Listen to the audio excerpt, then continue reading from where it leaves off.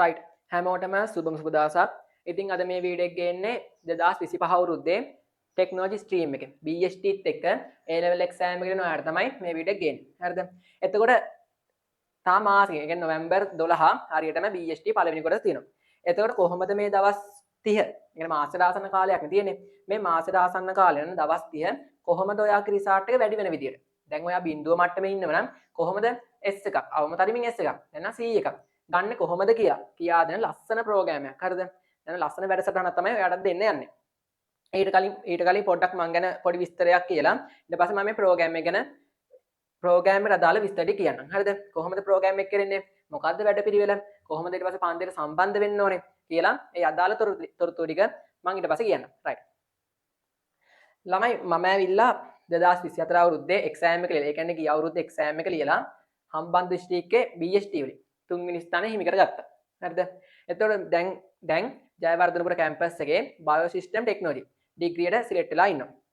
හරි. ඔන්න ඕක තමයි ඉතින් මම ගැන විස්තර. ඒ කියන්නේ ජයපති තාක්ෂණ වේදේ හදාරපු ශිෂ්‍යයෙක් විදියට ඕකයි මම ලැබුව පොඩි සුදුසුකමක්. හරිද? රයිට්. දැන් මේ ප්‍රෝග්‍රෑම් එක ගැන ඔයාලට කියනකොට මේ ප්‍රෝග්‍රෑම් එකේ ළමයි වෙන්නේ පේපර් 5ක් ඇතුළත ඔයාගේ ලකුණු මට්ටම ඉන්න මට්ටම වල ලකුණු 30ක්. එහෙනම් 35ක් වැඩි කරනවා. ප්‍රෝග්‍රෑම් එකේ නම තමයි පේපර් 5යි ලකුණු 30යි. ඕක තමයි ප්‍රෝග්‍රෑම් එකේ නම. එතකොට දැන් ඔයාලට හිතෙන්න පුළුවන් පේපර් 5ක් කරලා කොහොමද මේ ඉන්න මට්ටමට වඩා ලකුණු 30ක් වැඩි කරන්නේ කියලා. කරන්න පුළුවන් ලේසියිනේ.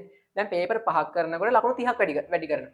හිතන්න එක පේපරයක් කරනකොට ඔයාගේ ලකුණු කීයක් වැඩි වෙනවද කියලා. එක පේපරයකට ලකුණු 6ක් වැඩි වෙනවා. මොකද ලකුණු 30 පේපර් 5න් බෙදුවම ලකුණු 6ක් වැඩි වෙනවා. එතකොට ඔක් කරන්න පුළුවන් දෙයක් නේ. නැතුව පේපර් 5ක් තුල ඔයාට හිතෙන්න පුළුවන් ලකුණු 30ක් වැඩි කරන එක අමාරු කියලා. ඒක බෙදලා බැලුවම හරියම ලේසියි. එක පේපරයකට වැඩි කරගන්න තියෙන ලකුණු 6යි. එතකොට පේපර් 5ක් කරනකොට ලකුණු 30ක් ඉබේම වැඩි වෙලා තියෙන්නේ. හරිද? එතකොට දැන් ඔයා දැකලා නැත්නම් මම කොහොමද පේපර් ඩිස්කෂන් කරන්න කියලා මම මේ පේපර් ඩිස්කෂන් කරන වීඩියෝ දෙක ලින්ක් දෙක පහ ඩිස්ක්‍රිප්ෂන් එකේ දාලා තියන්නම්. ඔයා ඒකෙන් ගිහිල්ලා කොහොමද මම පේපර් ඩිස්කෂන් කරන්නේ? කොහොමද එක ප්‍රශ්නයක් විවරණ කරන්නේ කියලා හොඳට බලන්න. හරි. එතකොට ඔයාට තේරෙවි මෙහෙම පේපර් 3ක් කරනකොට උනත් පහක් කරන්න ඕන පේපර් 3ක් කරත් ලකුණු ඉන්න මට්ටමට වැඩි වේවි කියලා අනිවාර්යෙන්ම ඔයාලට හිතෙනවා. රයිට්. ළමයි පේපර් කරනකොට දැන් මම MCQ ප්‍රශ්නයක් ගත්තට පස්සේ හිතන්න මෙහෙම අපෙන් අහලා දෙන ගෝල්ෆිෂ් මත්ස්‍යයා යන කියලා MCQ ප්‍රශ්නයක් අහලා තියෙනවා. අපිට උත්තර පහ දීලා තියෙනවා. බිත්තර විසිරුවන්නේ කි ඊට පස්සේ බිත්තර තැම්පත් කරන්නේ කි මවක බීජ රකින්නේ කි වෙන කූඩු සාදන්නේ කියලා උත්තර පහක් දීලා තියෙනවා. දැන් එතකොට මට ඉතින් මේකේ හරි උත්තරේ විතරක් කියාගෙන යන්න පුළුවන් නේ. කියන්නේ ගෝල්ෆිෂ් මත්ස්‍යයා කියන බිත්තර විසිරුවන්නේ කියලා මට හරි උත්තරේ විතරක් කියාගෙන යන්න පුළුවන්. ඒත් මම එහෙම පේපර් සාකච්ඡා කරන්නේ දැන් ඒ ප්‍රශ්නේ ගත්තට පස්සේ මොකද්ද විසිතුරු මත්ස්‍යයින් කියන්නේ? ඊට පස්සේ වගාවේ කියන්නේ මොකද්ද? ඊට පස්සේ විසිතුරු මසුන් මොන නිර්ණායක පදනම් කරන කාණ්ඩයට වර්ගීකරණය කරන්නේ? මොනවද ඒ විසිතුරු මසුන්ට උදාහරණ? හරිද? අන්න ඒ විදිහට ඒ අදාළ තියරි වපසරියම සම්පූර්ණයෙන්ම මතක් කරනවා. ඒ කියන්නේ මේ ප්‍රෝග්‍රෑම් එකත් එක්ක ඔයා හිටියොත් අනිවාර්යයෙන්ම මම කියනවා ඔයාලා තියරි පොත් ආයෙමත් පෙන්නන්න ඕනේ නැහැ. හරිද? දැන් ඔයා හිතන්න මෙහෙම. දැන් ඔයා ඉන්න පුළුවන් 12 වසරේ තියරි කවර් කරලා තියෙනවා. ඒත් 13 තියරි කවර් කරලා නැහැ. තව ඉන්න පුළුවන් පේපර් කරන්න පටන්ගෙන නැහැ. හරිද? තව ඉන්න පුළුවන් මොකුත්ම නොකරපු අය ඉන්න පුළුවන්. ඇත්තටම මම මේ ප්‍රෝග්‍රෑම් එක ටාගට් කරන්නේ මොකුත්ම නොකරපු. ඒ කියන්නේ බිඳුව මට්ටමින් අය කට්ටිය තමයි මම මේ ප්‍රෝග්‍රෑම් එක ඇත්තටම ටාගට් කරන්නේ. මොකද දැන් ඔයා ඉන්නව නම් ඒ කියන්නේ ඔයා මේ මට්ටමක ඉන්න ඇත්තටම මේ කට්ටිය මේ ප්‍රෝග්‍රෑම් එකේ වැඩක් නැහැ. හරිද? දැන් ඔයා බිඳුව මට්ටමේ නැත්නම් S මට්ටමේ නැත්නම් C මට්ටමේ ඉන්නව නම් ඔයා ඉන්න මට්ටමට වඩා කොහොමද ඔයාගේ ලකුණ 30කින් 35කින් වැඩි කරගෙන ෆේල් වෙන එක්කෙනා කොහොමද පාස් වෙන්නේ කියලා ඒ කට්ටියන්ට හොඳ ප්‍රෝග්‍රෑම් එක තමයි මේක. හරිද? එතකොට පේපර් 5යි කරන්නේ ඒ ටාගට් කරලා පේපර් 5යි කරන්නේ. ඒ පේපර් පහට අමතරව තාම මම ඔයාලේ මොඩල් පේපර් එකක් කරනවා. ඊට පස්සේ 24 අවුරුදු මොඩල් පේපර් එකක් කරනවා. ඒ පේපර් එක තා පළාත් පේපර් ටික කරනවා. කියන්නේ ඔයාලා අවසාන වාර විභාගෙට අදාළ පළාත් පේපර් ටික කරනවා. ඒවත් එක්ක ඉතින් ඔක්කොම ලකුණු ටික වඩා 50ක් 60ක් වැඩි කරගන්න පුළුවන්. හරිද? එතකොට මේක කෙරෙන්නේ ළමයි ප්‍රෝග්‍රෑම් එක ආරම්භ කරනවා මේ මාසේ. ඒ කියන්නේ ඔක්තෝබර් 12. හරිද? ඔක්තෝබර් 12 හරියටම ප්‍රෝග්‍රෑම් එක ආරම්භ කරනවා. ඔයා ඊට කලින් මට පන්ති සල්ලි දාලා ඔයා පන්තියට සම්බන්ධ වෙන්න. රයිට්. මේකේ ළමයි වැඩේ කෙරෙන්නේ හරිද? 20යි 20යි 20. හරිද? පාස් පේක සාකච්ඡා කරනවා. සම්පූර්ණ එක. මේක MCQ එක වෙන්න MCQ එක ඊට පස්සේ ස්ට්‍රක්චර් එක රචනා එක. ඔය කියන කොටස් තුනම සම්පූර්ණයෙන්ම ඩිස්කෂන් කරනවා. රයිට්. 20යි 21. හරි. ඊට පස්සේ 20යි 21. 20යි 21. ඊට කලින් කියන්න ඕනේ දැන් 20යි 20 ළමයි පාස් පේපරේ සාකච්ඡා කරාට පස්සේ ඔයා පැය දෙකක් අරගෙන ඊට කලින් ඔයා පැය දෙකක් අරගෙන පේපර් එක කරනවා. ඒ කියන්නේ MCQ පේපර් එක කරනවා. MCQ පේපර් එක කරලා ඔයා මොකද්ද කරන්න ඕනේ? හරි වැරදි බාලා ඊට පස්සේ ඔයා විවරණයක් ලියන්න ඕනේ. හරිද? ඒ කියන්නේ මම විවරණය දෙනවා. ඒ කියන්නේ මම පේපර් ඩිස්කෂන් එක ඔයාට දෙනවා. ඔයා ඩිස්කෂන් එක බලලා සම්පූර්ණයෙන්ම මේ මුළු MCQ 50ම විවරණය කරන්න ඕනේ. හරිද? සම්පූර්ණයෙන්ම MCQ 50ම විවරණය කරන්න ඕනේ.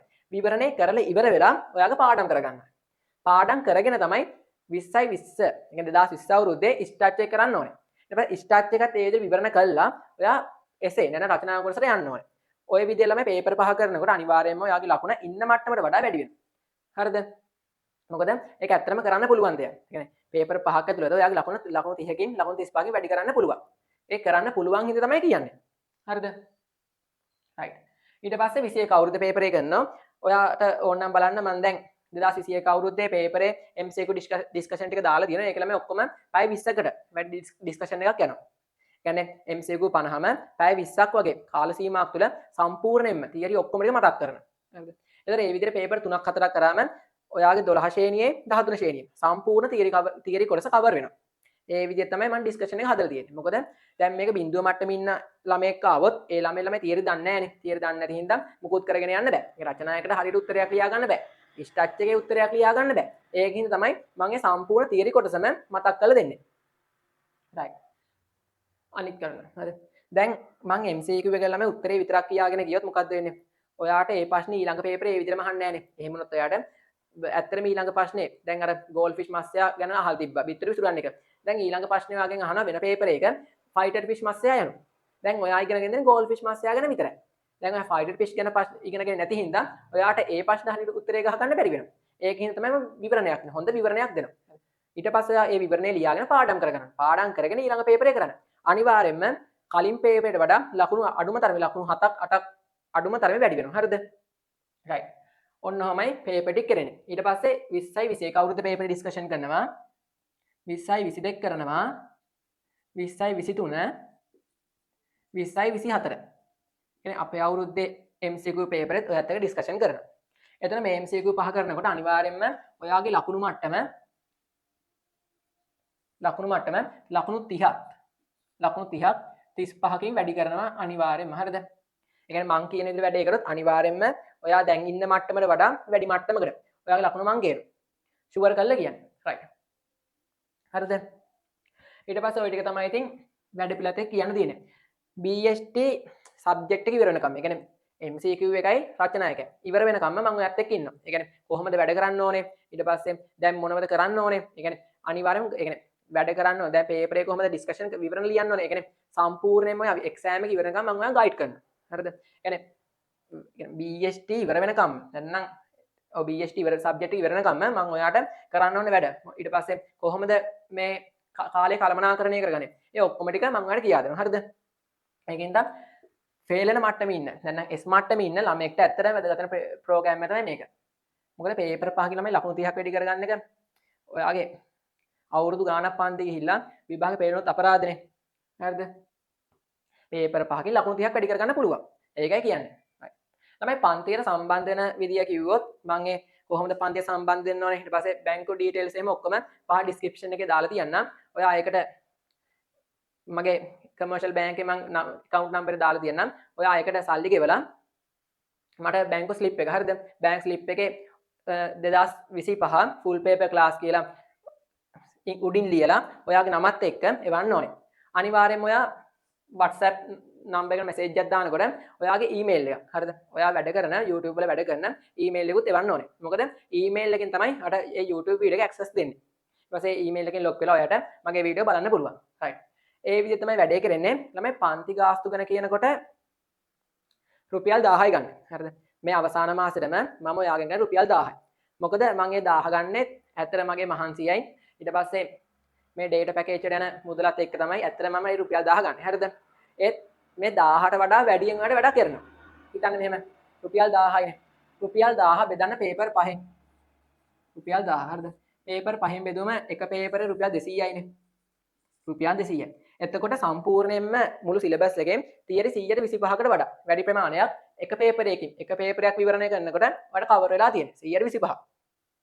ඔය අවුරුදු ගාණක් එක් පන්ති ගිහිල්ලා වියදම් කරන ඒ රුපියල් 3000ක් වගේ පන්ති ගාස්තු වෙනවා. ඊට පස්සේ ඒ ගානට සාපේක්ෂව රුපියල් 1000ක් ගෙවලා මුළු සබ්ජෙක්ට් එකම يعني පේපර් 5ක් වගේ කරනකොට ලකුණු 30ක් 35ක් වැඩි කරගන්න එක ලොකු දෙයක් නේ. හරිද?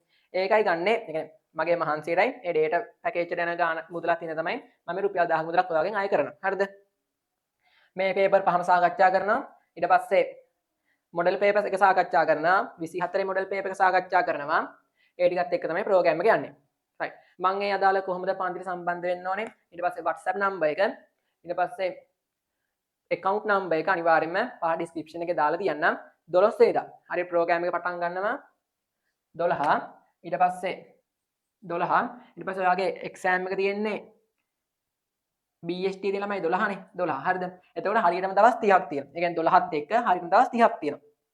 ඒකින්ද දවස් 30ක් ඇතුළත මම ඔයාගේ ලකුණ අනිවාර්යෙන් ලකුණු 30ක් 35කින් වැඩි කරනවා. මෙහෙම. මේ පන්තියට එනවා නම් අනිවාර්යයෙන්ම වැඩ කරන්න බලාගෙන ඉන්න. නැත්නම් ආවෙදන කමන්නේ. මොකද නිකන් ඉන්න බෑ. වැඩ කිරීමක් තමයි තියෙන්නේ. පේපර් ඩිස්කෂන් එක සාමාන්‍ය පැය 20ක් වගේ කාලයක් යනවා. ඒකින්ද පේපර් පහක් කතා කරන් තියෙනවා. ඊට පස්සේ මොඩල් පේපර් සාකච්ඡා කරන් තියෙනවා. තව පළාත් පේපර් කතා කරන් තියෙනවා. ඒකින්ද අනිවාර්යයෙන්ම වැඩ කිරීමක් තියෙන්නේ. ඒකින්ද වැඩ කරන්න බලාගෙන ඉන්න. right. ඔන්න ඔය ටික තමයි ඉතින් කියන්න තියෙන්නේ. අනිවාර්යෙන් බැංක් ස්ලිප් එකේ ඔයාගේ නම ලියන්න. ඊට පස්සේ බැජ් එක ලියන්න. ඒ කියන්නේ 2025 ෆුල් පේපර් ක්ලාස් කියලා ලියලා එවන්න. අනිත් එක තමයි වැඩ කරන ඊමේල් එකක් එවන්න ඕනේ. අනිවාර්යෙන්ම YouTube ඊමේල් එකක් එවන්න. හරිද? ඔය ටික තමයි කියන්න තියෙන්නේ. මොකක් හරි ප්‍රශ්නයක් තිබ්බ කමෙන්ට් එකක් දාන්න. මම රිප්ලයි එකක් දාන්නම්. right. අනිවාර්යයෙන්ම පේපර් පහක් කරනකොට ඔයාගේ ලකුණ ඉන්න මට්ටමට ලකුණු 30ක් 35ක් වැඩි කරලා අනිවාර්යෙන් දෙනවා. හරිද? කරන්න පුළුවන් හින්දා කියන්නේ. right. එහෙනම් මේ වගේ වීඩියෝ එකකින් ආයෙමත් හම්බ වෙනකන් හැමෝටම සුබ දවසක්.